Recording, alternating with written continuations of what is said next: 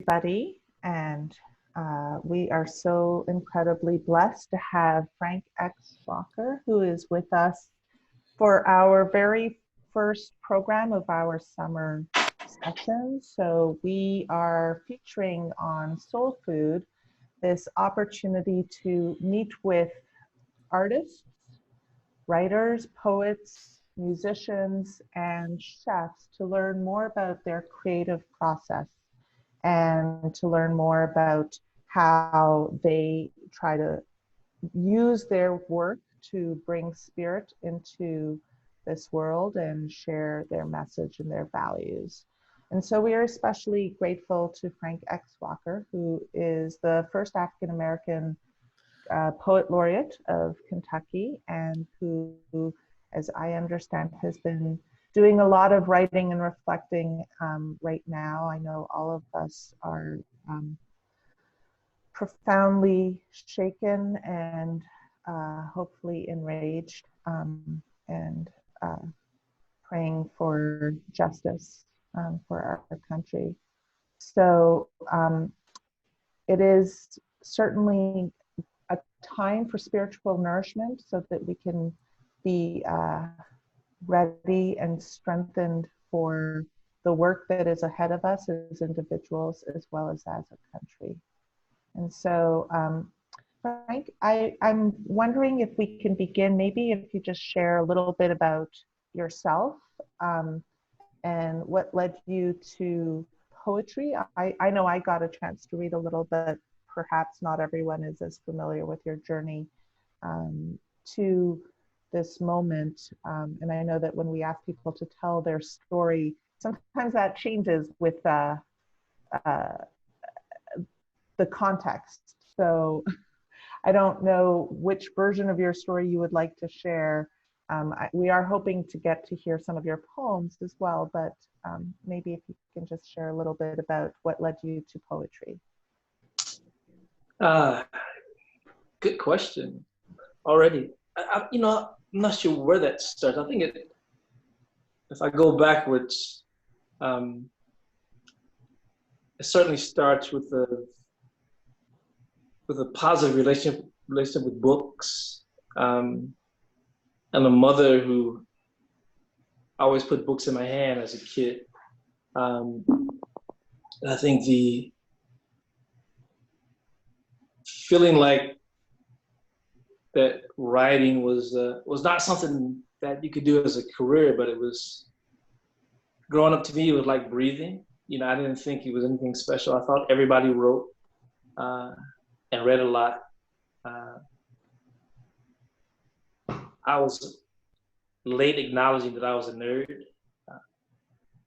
Even in my own household, it took a while to understand that my sisters, I'm one of 11, my sisters teased me for my relationship with books and my comic book collection, always having a nose in the book. But part of that was, as a kid, not wanting to be with my sisters and not wanting to do the things they did. So I think books opened up a separate space or a world for me that I was comfortable in. And I don't think I ever let go of that. At some point, as I got older and into high school, I had the opportunity to start writing creatively, and it was a good fit. I had some success very early and a lot of encouragement from teachers who gave me even more to read and challenged me to try different genres. But even then, I left high school to study engineering, mostly because the idea of writing as an adult was not a real thing for me. I didn't know any Black writers living. The ones I knew were all dead, and so it just wasn't something that anybody ever brought up for me. It wasn't until college at the University of Kentucky, years after starting a relationship with engineering and then with journalism and then with visual art, that I wandered into a creative writing course with Gurney Norman, fiction class. And everything changed. The kind of books he had me reading, the things he asked me to write. I had no idea I had all of this material just waiting to be poured out on the page. And I don't think I ever stopped at that point. I was writing fiction, and I started writing plays, and I was writing poetry, but poetry was kind of a thing that happened in between everything else. It was like sharpening a tool, or it was like practice. And at some point, that became how people reference me. I thought of myself as a visual artist, but a lot of people started thinking of me as a writer. And once I accepted that label, I continued writing, but it still wasn't a real thing. I went ahead and spent 25 years in administration and writing privately or quietly. And at some point, I think at the height of what people thought was my real career, I was an executive director of Government School for the Arts and a vice president at the Kentucky Center for the Arts, and well on the way to a career in art administration. And I quit, went back to school, got an MFA in creative writing, started teaching at universities in creative writing. I already had a couple of books in print, but then I committed myself 100% to writing.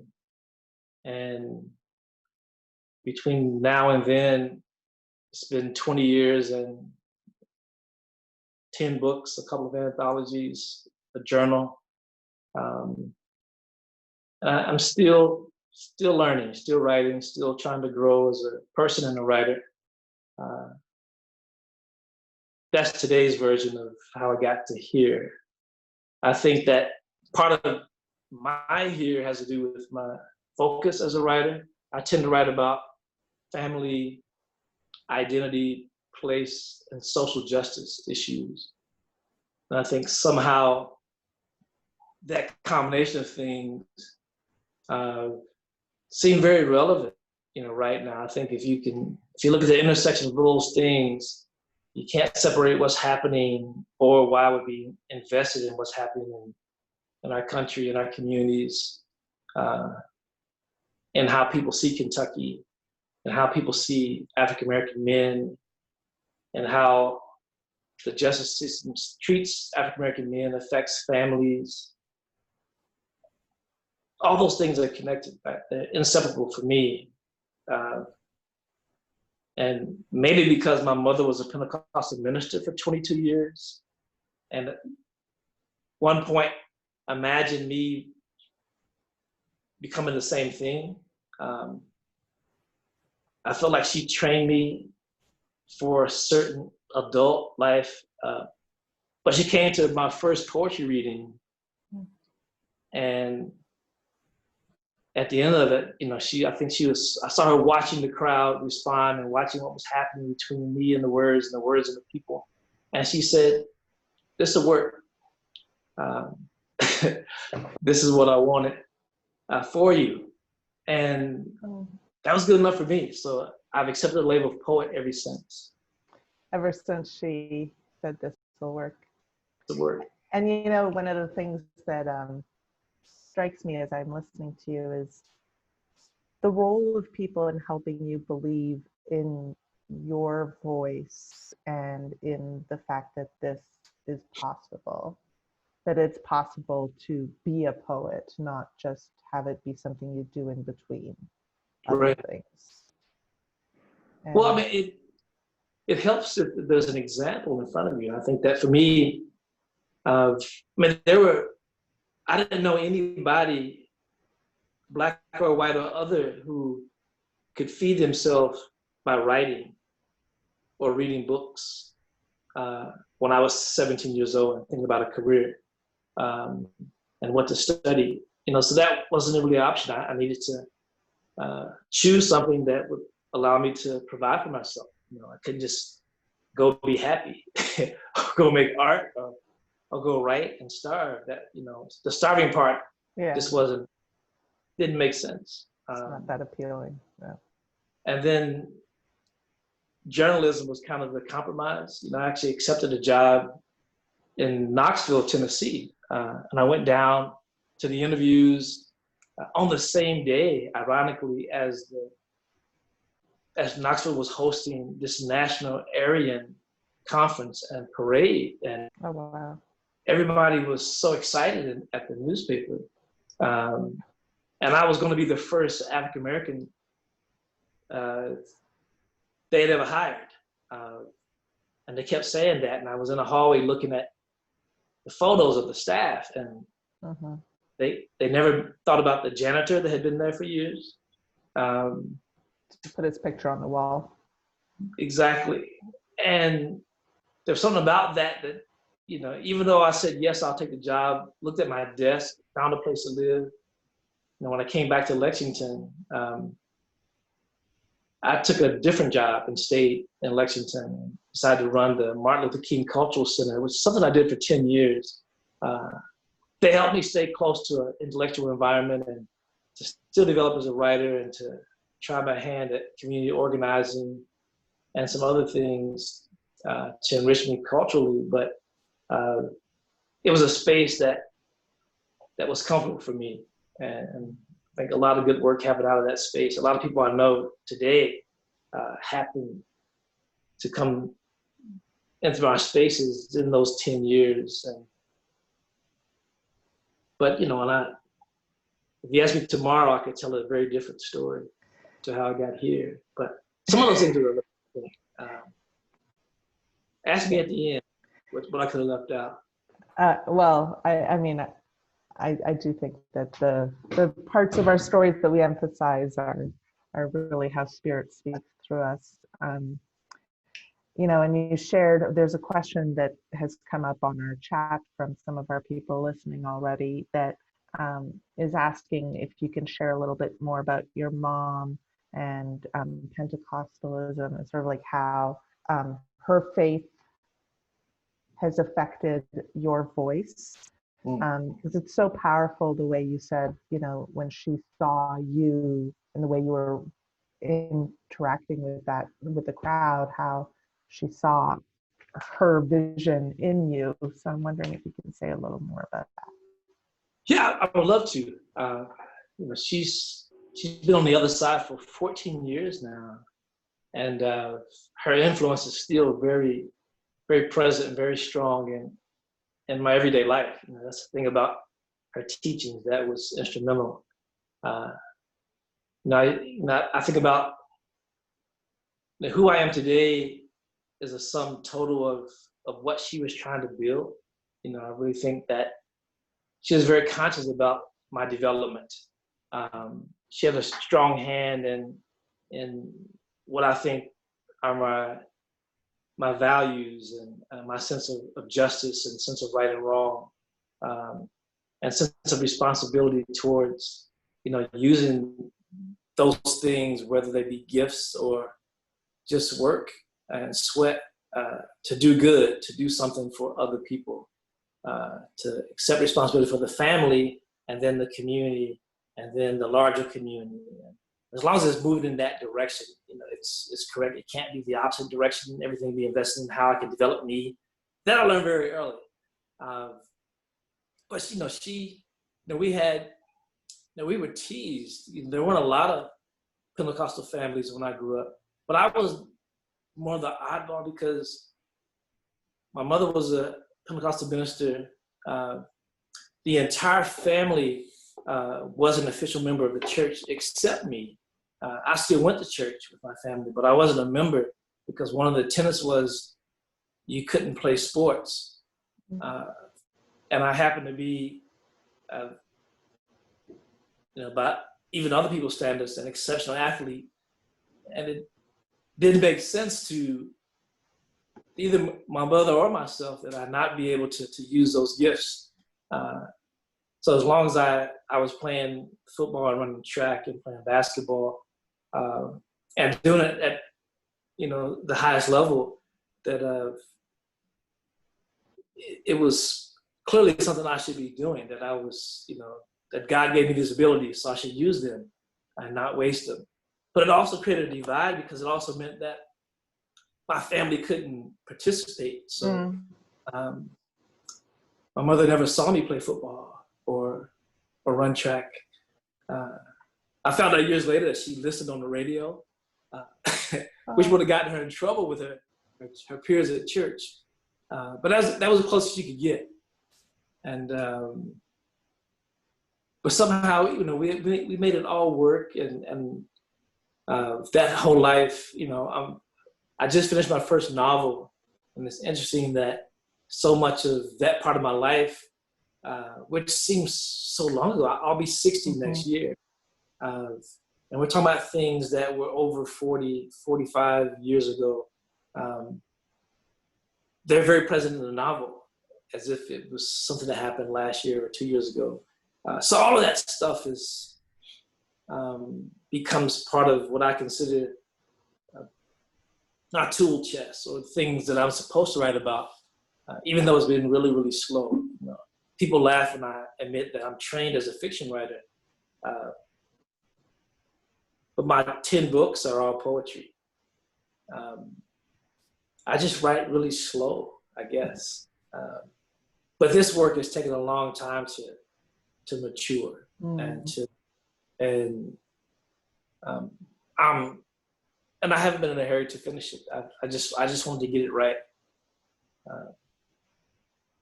because it's not what feeds my family or provides insurance. You know, I teach full time at the University of Kentucky in the English department and African American Africana Studies. So I'm a college professor. That's how I make a living. But most people just say, "Oh, he's a poet," and then wonder, you know, how I eat. I teach poetry. That's how I eat. But yeah, what was the last question? My mother.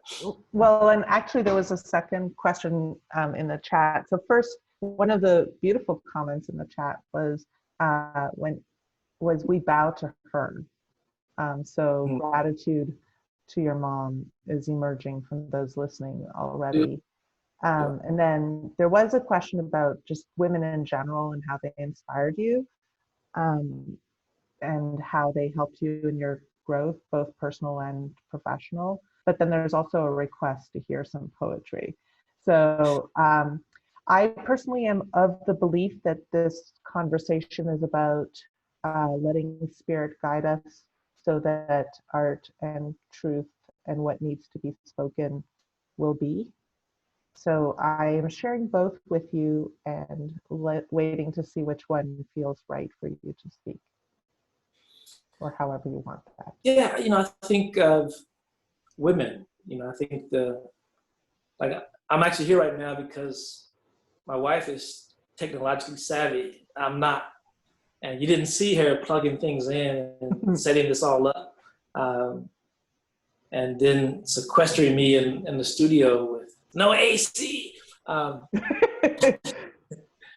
I'm otherwise, sorry. Thank you for your sacrifice. I am always overly warm, so I could feel your pain. Oh, did we lose you just as you were talking about that? It's going to come back. I'm sure it is. That's almost providential how that happened. I'm sure that you will return. I'm going to send you a little text though. And I'm looking at Judd, who is, and what nourishes us. And in fact, next week we have Chef Anush Shariat, who's the chef at Anush Bistro, as well as Nushnosh. And he's also had several other restaurants in Louisville and also in Cincinnati. And he's going to talk a little bit about his spirituality and his belief undergirding his cooking. We also have the chef from Dakshin, who's been providing actually free food or pay as you go for people in Louisville during the pandemic. He's one of the best Indian restaurants I've had eaten at, like, in the world. It's really delicious. It's on Bardstown Road. And so he's going to be talking a little. We have a lot of different people. I'm really excited about a form of art that is research called photo voice. And it's visual art, but it's also research. and it's coming from a research class from Spalding University School of Social Work, and they are working on the question, what is my America, as a way of sort of responding to and learning from what is happening to us all right now. I am in the middle of just double checking in case Frank has emailed me. And also, if those that are watching have suggestions for people to have on, you know, artists or food or music that feeds their soul and it's local, get in touch with Nadia, send her those ideas and tell her why you think they ought to be on. How do they feed you? I think that's going to be a fascinating series. And also, yeah, we definitely are excited. And we have a lot of great things happening at IPP in general. So let's, in fact, Ida, Ida is on. Ida, why don't you tell what's happening tomorrow at 3? This is so exciting. It's such an exciting week. Yeah. Isn't it? Share what's happening tomorrow. I'm just so thrilled about the soul food series because one, if Anush is on tomorrow, he's one of my favorites. Next week, but yes. Next week. Sorry. Delicious. And then and amazing. I wanted to walk into his restaurant and it's like you feel like embraced in his family. He's best so amazing. Lamb chops in the world. Best burger in town. Just saying. So yes, excited about that and the art aspect to it as well. Very much so. Thank you, Nadia. Thank you. Tomorrow we are having an open conversation on how we are going to deliver a series called Boardroom Buddhas. And the thinking behind it, the vision behind it is how do we empower women and how do we advance the effeminate wisdom in workplaces? And so tomorrow's first kickoff is just an open think tank sort of space where we want everybody and anybody to jump in on the conversation. And let's find out what is important. What is it that we need to talk about with regards to the sacred feminine and to embody that going out into the big world, right? Whether it's in the corporate space, any type of workplace, the interaction of folks with each other, but bringing and embodying all of who we are. So if you have your speaker back, I'll keep quiet now. But you know what? I think Frank is back here. So that was planned. Ida, enough it was just enough for a little like commercial break. Yeah. So, you know, that's beautiful too. And Frank is back. So it was certainly ironic that we were just talking about your wife helping us with technology, helping you with technology when that happened. So I don't know if you have any thoughts or reflections on the synchronicity of that, or if you are ready to share a poem before we lose it again. Can you hear me okay? Sort of. I think it speaks to the power of all of that. You know, my mother's playing jokes on the other side, but the very thing I described happened. You didn't see her get my text to run in to like rescue, and then discover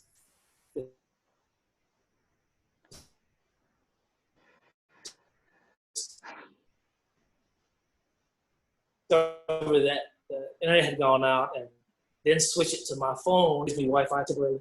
But my aunts, my mother, my grandparents, particularly my grandmothers and grandfathers too, have all, you know, I feel like they were the village that raised me, and so I'm the sum of them. The things they wanted to pour into me, I was open to. My mother raised me as kind of a vessel. I just soak up everything, and I think now that I'm in my, you know, I guess these are the Middle Ages. They don't feel like the Middle Ages. I think as a young 59 years old. You're just coming into yourself.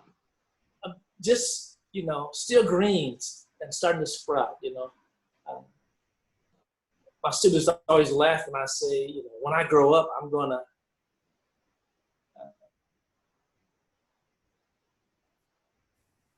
and that, I think they think that means I feel immature, but I just feel like I'm on the cusp of beginning to understand, you know, all there is to learn, and then what to do with it. So, if that makes any sense at all. It totally does. I think that and- we're all on the cusp of something new.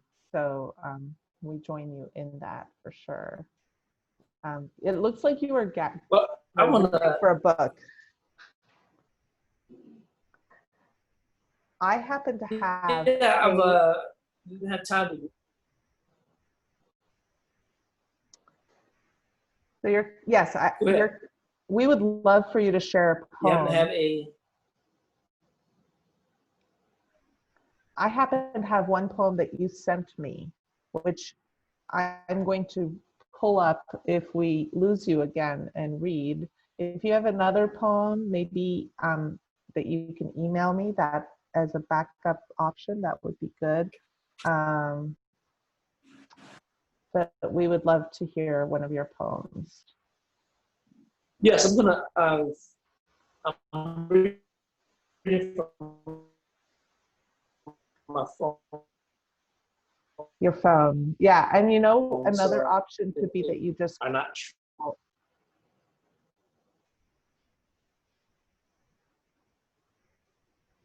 I'm gonna read.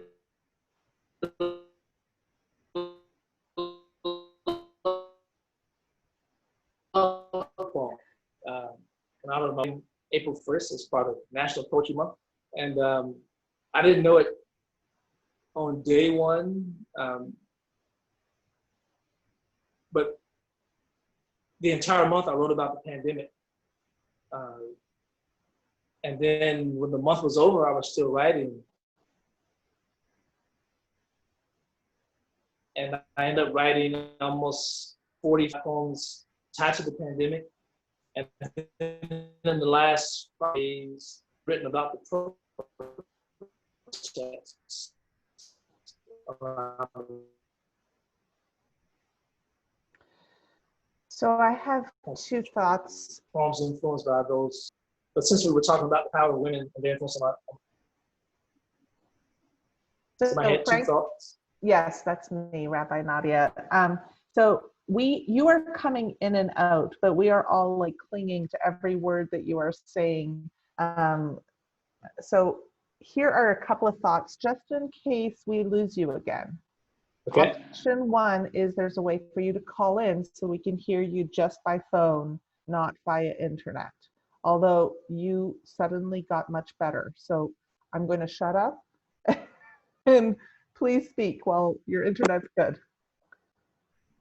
Okay. It's good. Carpe diem. This is a poem called Corona Love for Shauna. Our stay-at-home order has come with a silver lining. Suddenly, we have enough time to take time with things that matter, with everything we may have taken for granted. Saturday, for example, my wife and I made love all day. Now, I don't mean we locked ourselves in our bedroom for hours and hours, stayed naked, and you know. I mean, all the kids slept in. So we didn't rush either. We took our time. We kissed. I mean, really kissed. No pecks, no smooches. We kissed deep and long, and we meant it. I have to admit that the way the machine ran around here pre-corona, we were lucky to get a peck in before getting 4 of us off in 4 different directions to 4 different places, all before 8 a.m. A measly peck on those mornings had to last all day. So we didn't just kiss. We lingered in each other's arms, a place we found ourselves still clinging to after digesting the previous day's body count and difficult news, trying to verbalize our worst fears as the headlines get closer and closer to our front door. We savor everything now. We know that if one of us gets sick, there will be nothing but difficult choices to follow. If any of our kids were stricken and we were told we couldn't be at their bedside, what then? We hugged and flirted through breakfast, we held hands, sent private messages. A few we know who are dying will soon become many. We know there will be more funerals we can't attend. The impending loss is so heavy, it's hard to convince teenagers that the homework that used to be life and death is just that serious right now. So we smile and wink and touch and hug and kiss and squeeze and cry and laugh every chance we get.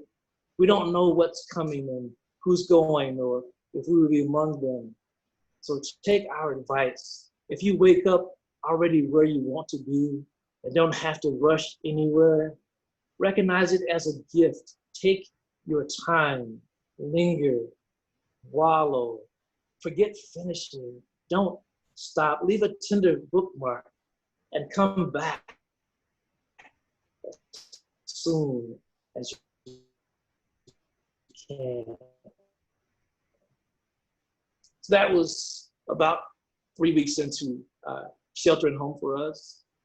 We were homeschooling our kids, working remotely, and actually finding out that, you know, it wasn't the world. We liked each other. Guilty, think of it in a positive way, because, you know, the world is in chaos. There's a pandemic, people are dying, and we were enjoying each other.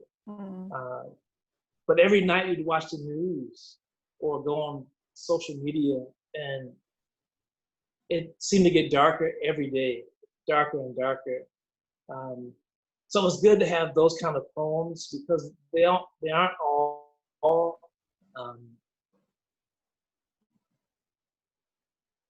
you know, that positive. I'll read one of those. Well, I'll read this one. This is appropriate. One of the things that happened for us is that, you know, we built a new house in the inner city in Lexington's East End, and right across the street from a church. And after the shelter-in-place rules came out and they challenged churches to do it differently, the church across from us had service outdoors. But we're so close to them that outdoors for them is basically our front yard. So I want to read, if I can find that poem. I do want to take this opportunity, as you're looking, first of all, to request that you send me your poems that you're reading. I have the one that you sent me earlier this weekend, but the one that you just sent, one of the comments was "preach it." It was very, and I know you brought tears to my eyes personally. My mother would like that. So. Well, this is a poem called "Joyful Noise." Yes. Mama, a charismatic minister for 22 years, might scoff at first if she called and asked where I was, and I replied, church. But this and every Sunday morning since the pandemic response in Kentucky outlawed mass gatherings, Christ Temple New Assembly Church, directly across the street from my house, moved the services outdoors into their parking lot. My reading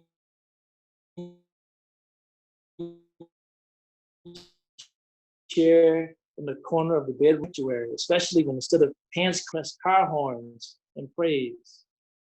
Our double pane glass windows, hollow doors, and concrete siding are anemic Davids to the 500-watt, 127 decibel Goliath sound system, drowning out any competition from the devices in our domain, making non-attendance not an option, along with the impossibility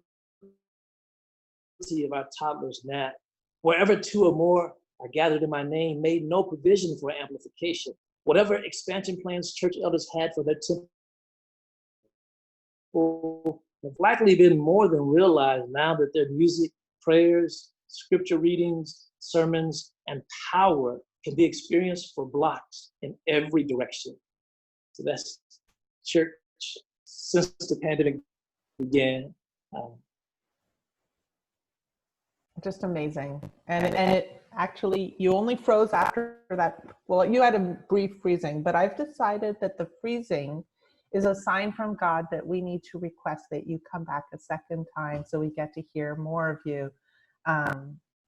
But we're going to keep taking every bit of it that we can get. And there's something meditative about listening, holding on to that word. The screen freezes a few minutes and then it comes back.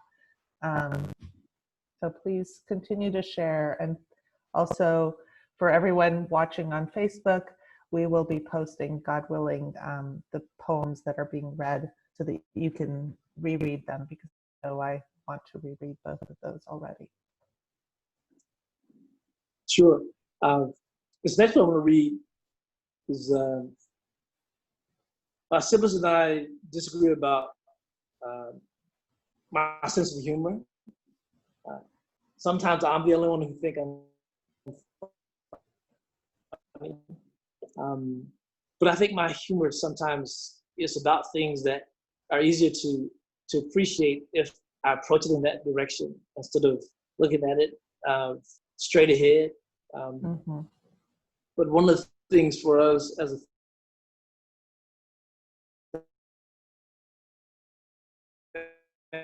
family is that this year, when it was almost even, and the family split in half, there are half of us who live in larger urban areas who were in a panic, who were thinking that, we can't do it. We can't be that close to each other, not even for Easter.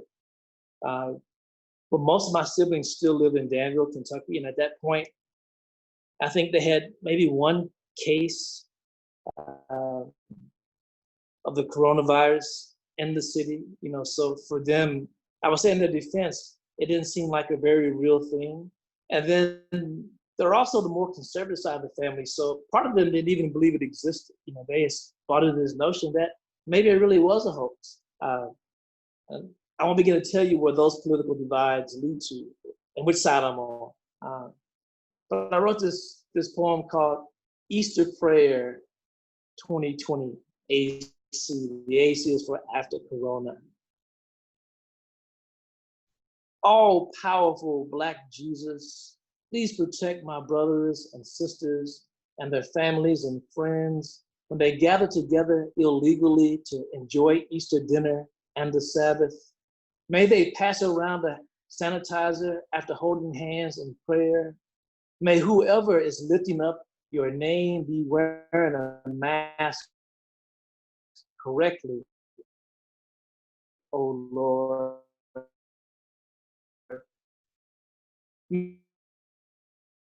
May any pork that touches their lips not mess, and please grant them the vision to others and unsweetened tea. Strengthen them for their fight against that devil, diabetes, and all cancers, Lord. Thank you for their on-time unemployment checks, Medicaid, and Obamacare. Help them choose wisely the choices between the cable and light bill and their life insurance. And if it is your will to take all they ask us because they refuse to believe Corona is real, let this be the best meal they ever ate, Lord, and take them all on the same day so that they may offer comfort to each other in the hospital and allow the rest of us to endure for only one drive-through service. Amen. I hope you heard all of that. Amen. Almost all of it. But it really, we sometimes host meditations where we go without talking for a little period of time. So a lot of our listeners are used to sitting in the silence. It's a different kind of silence. And then your words catch us back up, and they're truly beautiful. So thank you. Well, I'll make sure to send all those and you can share them with the listeners. Thank you.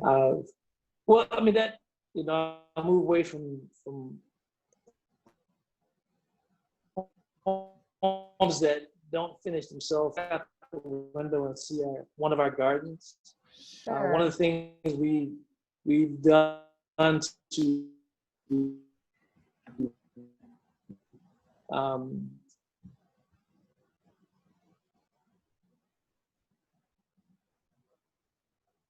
I guess we wanted to be out after they closed the parks, and it seemed dangerous to be in any place that was public. So we built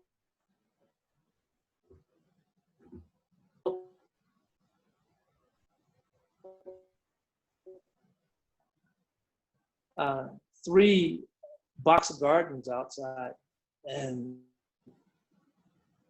I mean, it took me back to hadn't had a real garden since I was probably 10 years old. So a lot of relearning.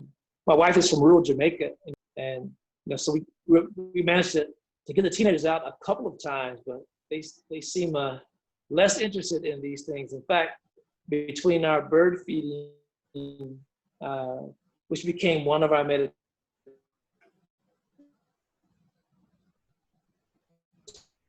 meditations, been declared just last week that we've turned into old people because only old people garden and watch birds. And we didn't know how to respond to that because we don't think of them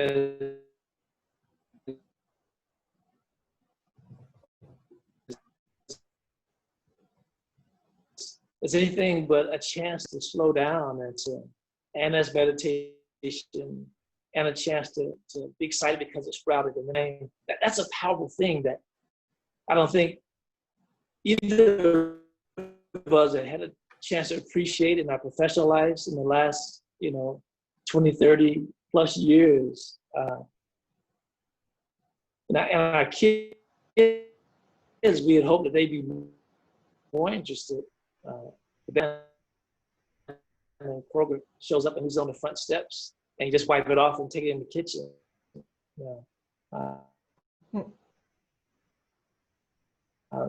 But actually grow some vegetables.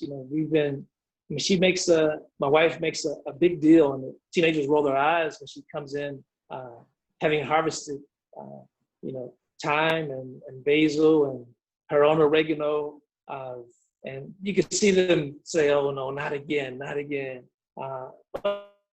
But it fills her with so much joy to know that she grew that herself, and then to watch us eat it. There's something about that that's it feels very biblical to me. I mean, I think about one of my fondest memories of my mother. We lived in the housing projects in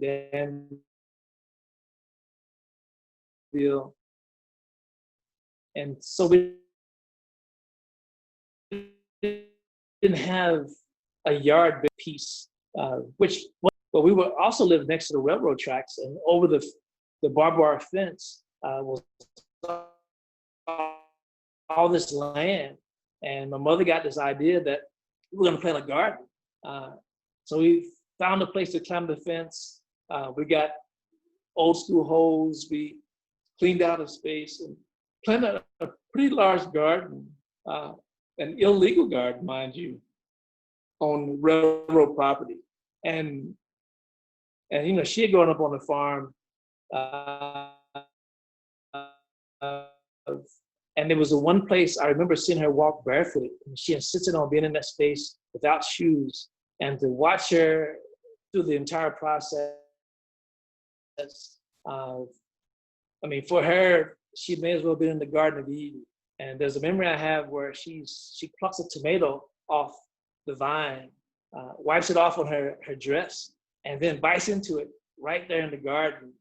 And the seeds and the pulp and the juice are just running down her face. But her expression is so powerful. I mean, you couldn't tell the woman that she wasn't in heaven in that moment.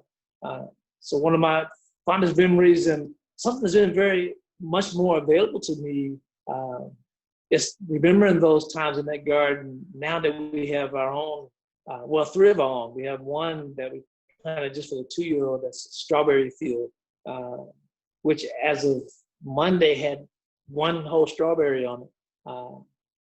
There are other things there, but this one actually looks like a strawberry. But the other things are easy to grow. You know, we didn't take any risk. You know, cucumbers and cabbage and tomatoes. Other than the herbs.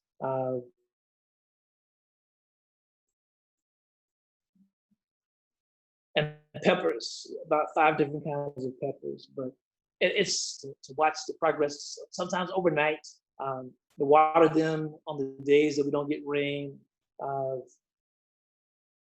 to know that somehow we're involved in something that's about life. You know, there's a paragraph in my novel where I talk about the importance of food and growing up on a farm. And there's a scene where one of the main characters has been sent to live on her father's farm, and she's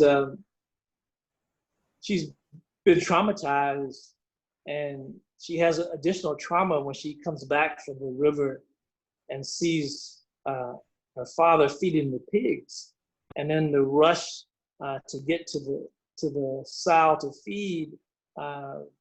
One of the little piglets gets trampled by its siblings, and ends up very lame. And you know, the character Ruth, who sounds a lot like my mother if you knew her, is pointing out to her father that this horrible thing has just happened. And when he finishes and sees that the mother just kind of smells this broken leg piglet and moves on, he throws the piglet in the trough with the rest of the food, and the mother gobbles it whole. And Ruth is even more traumatized and passes out and falls on the ground, and the father has to carry her to the porch. But the next day,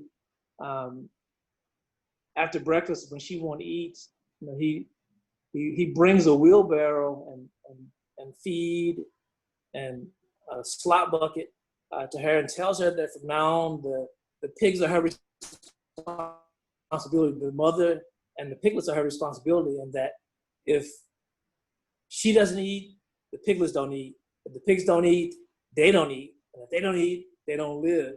And that whole chain of things for, you know, I'm sure I'm offending people who are vegetarians. If you're No, listening, I'm vegetarian, but it's beautiful. That whole thing plays out. And I think about how those things are all interrelated. You know, the gardens, we lived in the projects where we raised a litter of pigs outside of town. And we collected our neighbors' slop and food waste, and would have to drive every day or ride every day in a borrowed vehicle to feed the hogs. And that was my job as and somehow all these things I keep remembering as I've edited the novel, they've shown up. But they've shown up in a way that they become a bigger lesson about something else in life. And so, you know, my mother would love this book, and she is so present in it. I can't wait to share it with the world. Even there are major scenes that take place in the Pentecostal church. You know, one of the main characters is a poet, but doesn't think of himself as a poet. He thinks of himself as using writing as therapy. And he's imprisoned, and while he's in prison, his best friend gets killed, and he goes into shock. And the thing that brings him out of it in therapy is the therapist has him start just making a list of everything he can remember from his childhood, and then making that list turn into writing down his memories, and writing those memories down turn into these things that he wrote or he processed that were difficult for him, that really sound like poems but don't have titles. So in the middle of this novel are about 29 poems that are about his life and his healing and his challenges that reach back to his childhood. So, I realize and I laugh about it, even as I talk about it, I can hear my own life layered on top of this novel and know that I've pulled from all of that, even the things that seemed insignificant when they were happening. All the challenges, all the celebrate opportunities from almost every part of my life and parts and pieces of everybody I've known probably make up the sum total of some of the characters. There's about a dozen characters in the book, main characters. And I know people will read this book and assume that, oh, he's talking about Cousin Johnny, or that's Dave. But when they say, is Ruth your mother? That sounds like your mother. I will have a hard time saying, no, it isn't. Because Ruth's life, she becomes a young minister and has challenges in her church, which is very patriarchal. That's Ruth's life, and that's my mother's life. She became a minister during a period in her particular church where it was kind of frowned upon, and it wasn't at the encouragement of the head person who was called a bishop. It happened at the Congress of Churches that was largely female, and those women loved my mother and loved her Sunday school teaching and loved everything about her. And I recall when she shared that she had gotten the call to preach, that they had a very different reaction than the elders in the church, who discouraged her from even thinking about it. But she was, not only did she refuse to listen, she did it for 22 years and did it well and was quite revered, by not just young people, but to see that young people and women really saw her as an answer for them. And I think about, even now when I look at the protests in the streets, there's a lot of male energy there, but the male energy seems to be connected to a different kind of thing. But young people and women, I think are the center of this new movement. And I think we're walking into, we're being forced into for our own survival. That a coalition, of disparate groups that maybe before this would have never have seen that they have one thing in common. There's a group that hates them. And our collective decision to push back against hatred will make us a new coalition. I think that will be our solution, is realizing that when I see those kind of clearly young, predominantly young, but clearly multi-ethnic gatherings all over the country.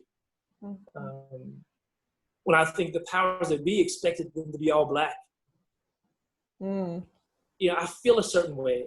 And to read things that people didn't expect, like, policemen, not all, but some policemen walking with protesters, providing aid, taking a knee, praying and kneeling. That never happened before. Something new is opening up, and it hurts. But I think that's, you can't have an omelet unless you break an egg. That's one of my father's comments. But yeah, I don't, mean to get emotional behind that, but it's that's where I am right now. It's painful, but I'm writing about it. I think I want to read a poem about either the protest or the protesters. I don't know which will come up first. I think we But probably it's want hard to not be, not watch it every night and every day, and then to process it. And it kind of forced me, and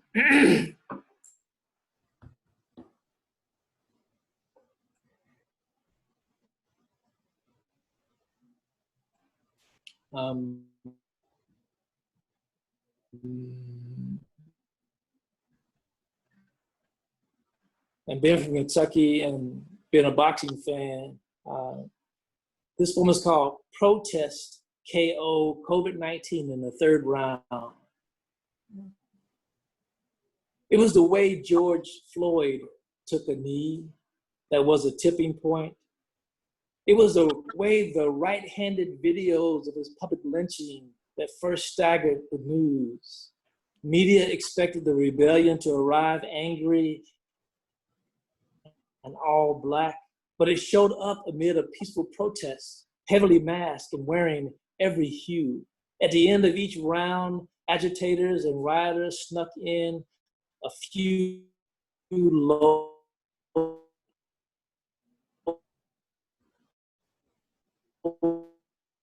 blows from the far left and far right country. A barrage of Tyson-esque protesters and precinct-sized flames, making it impossible to remain 6 feet apart. Straddling a prostrate pandemic and chanting Black Lives Matter and say her name. Resistance stared down at its fallen victim, smiled as wide as our political divide. That's my homage to Muhammad Ali, obviously, in there. And one of my favorite poets, Amiri Baraka,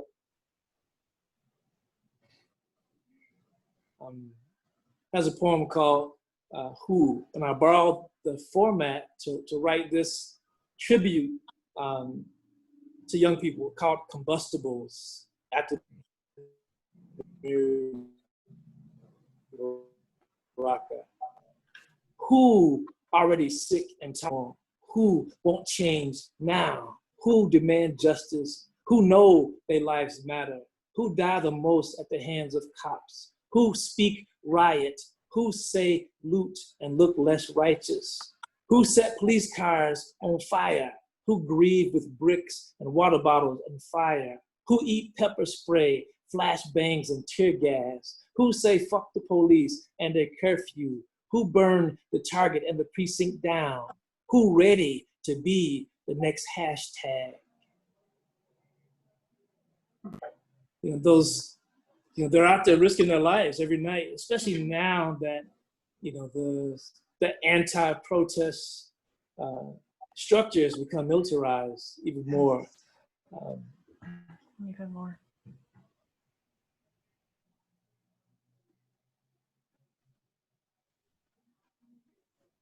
As encouraged from the top, this collection. And you know, if you can find your way to my Facebook page, you can read all 52 things I've written the last 2 months and see how they go back and forth. But I think they, you know, for me, it's been a way to kind of measure my, you know, my heartache every day. Some days I'm just angry. Some days I'm so overwhelmed with sadness. I mean, a second killing in Louisville and, you know, in too soon. I mean, if it happened a year from now, it'd be too soon, but, you know, to have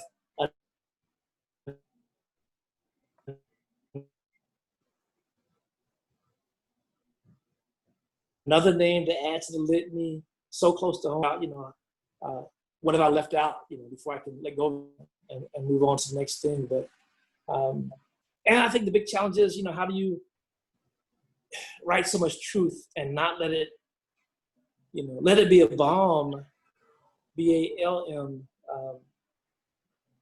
but also, you know, not hide from the truth of it. but sometimes that's, poetry is supposed to make people uncomfortable. It's supposed to make people feel something, think about something. I don't. At least the way I see it, I don't write the butterfly and pretty flower poems. That's never been what I do. I mean, to me, art at its highest is doing its best work when it is, or to be opened up, and also to find common ground and build coalitions. You don't have to speak the same language to love dance or music. You might find people in the audience who hate each other but love the thing happening on the stage. And all of my years as Government School for the Arts director, I love that work. I love seeing young people blossom. I love them recognizing that this gift they had, they could put it to work. And one of the best things we ever did in Louisville when we were still operating out of Bellarmine was add a service element to the Government School for the Arts. So each discipline we had, everything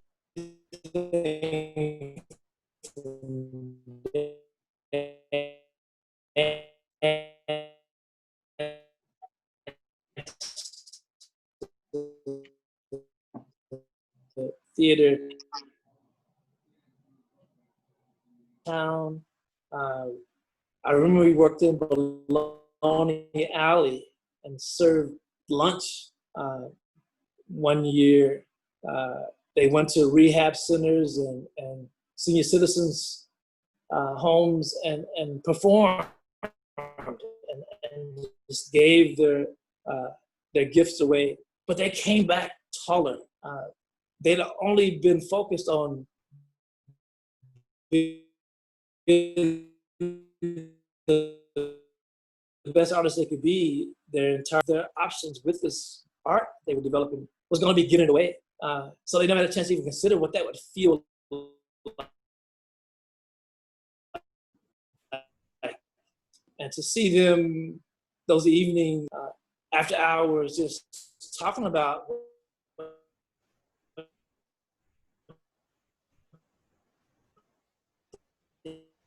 they did that day. They didn't go back in their studios the next day.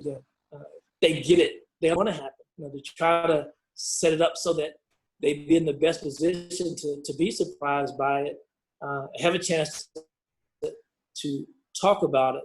One of the things that Government School would miss the most is being together in person. They're trying to have their regular program online this year. One of the best things they ever did was to invite Harry Pickens. Oh, yeah.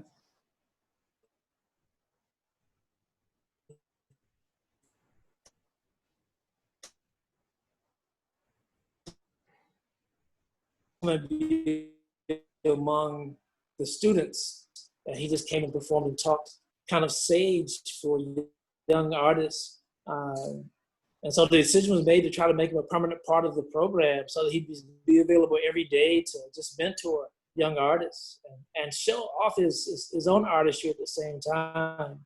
I think that whole mentor student relationship, it's something that young people don't get in school anymore. They get a teacher in a room with 30 other people, but there's nothing like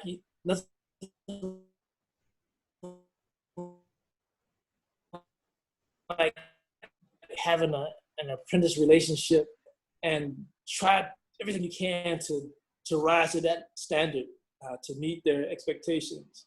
And for me, that was part of my relationship with my mother. I mean, she was my first teacher, and she had really high standards. And for me, that I had a different barometer for measuring my own success and failure. If my mother was happy, the rest of the world could kick rocks. The two things that that drove me over the years was never ever wanting to disappoint her, and trying extra hard to make her proud. Other than my own high expectations, you can have more pressure than that to do anything in the world. So a lot of people have given me confidence over the years, but for me, it's still very simple. I'm trying to meet my mother's expectations. I'm trying to rise to her very high standard, and that's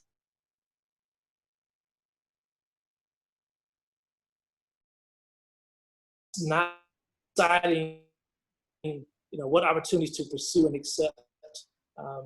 It's the thing that's driven me to do so much prison work around the country,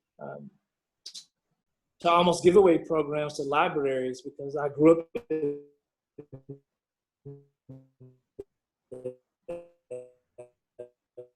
if not for libraries that I have, or have accomplished anything. Those books saved my life. And when I go into prisons and tell my story, or a version of it, so many young men talk about how they had the exact opposite experience in school, but they understand now that they've started reading that that's why they end up in prison. Their very low literacy rate, the fact that they hated books. You can't hate books and love school. It's not possible. But if you love books, school is easy. And for me, I love school growing up. I loved having books in my hand. And it made all the difference. I grew up in the housing projects. I'm a first generation college student. Very few of my peers of color, left town. Most of my classmates of color still live in Danville, Kentucky. Most of them have never flown on a plane. They've never seen the ocean. They've never been to a foreign country. I've never been to the White House to take a photo or protest. To me, those things, that's living. That's, those things weren't available to me as a kid, but when I became a parent, it was something I was committed to. My kids were going to travel. They were going to fly. They were going to put a foot in both oceans, on each coast and the Gulf, and then go back to school and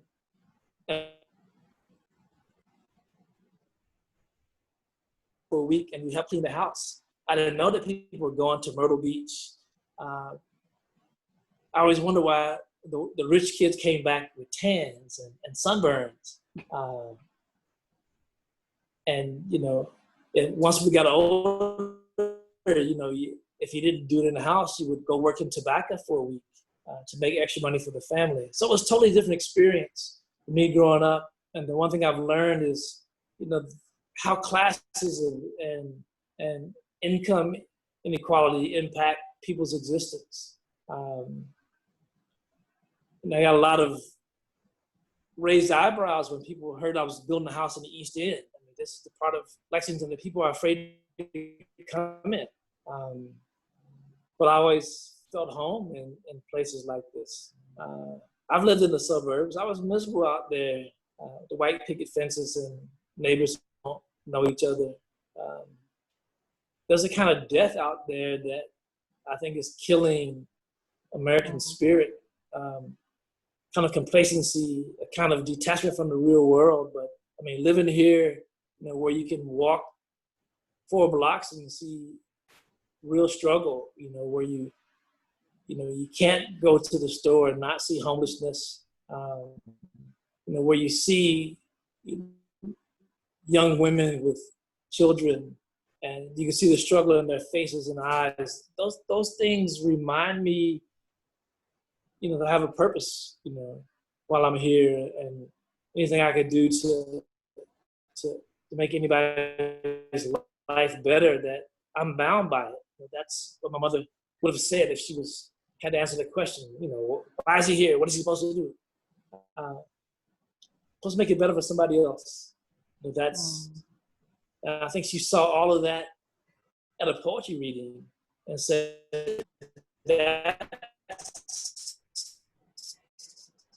that's ministry Yeah. to do something good in the world. And she was good, you know. If she was good, I was good. Yeah. Did I chase everybody away, or are there any more questions out there? No, but I do think technology's been a little challenging. We are a little over our time, but it's been worth it. You kind of helped me understand more fully what the dream was when we created this program, because it's about soul food, and I feel like you nourished us, and I saw many people who were crying and laughing, and you were nourishing our spirit, because the one thing that's really clear in the way you talk is how much love is in you. And that kind of comes out in everything that you say and write, even in the brief time that I've gotten to know you. So I want to thank you for sharing that, because you nourished our spirits in a way that maybe it's perfect that the internet was not perfect, because it's too hard of a time for us to be nourished with joy without some challenge. But it was worth leaning in a little closer to hear more fully in the spaces in between the words, because I think you really did nourish us. And I want to thank you. I definitely want to ask you to come back again. Maybe we'll have a few less technical issues. Maybe that was just your mom's spirit coming to give you a big hug through the network bandwidth issues. But you truly, and I don't know if Judd has already connected us with your Facebook page or not, but we will definitely make sure to try to get the poems that you shared with us here. And I want to thank you especially for, I think, the insight about how these protests are so radically different, and the role of the women and the young people in people of all colors coming together, just helping us find beauty. I guess that's the role of a poet, is finding beauty in all things. And you helped us do that today. So I want to thank you so much. Thank everyone for being here. And we will be meeting with Chef Anush next week. Tomorrow morning, we've got Zaza and Meditation with Justin Magnuson.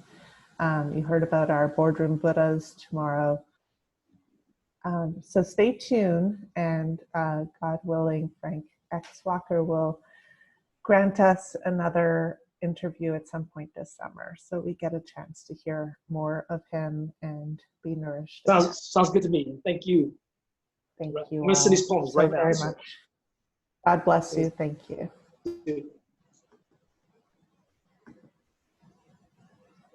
And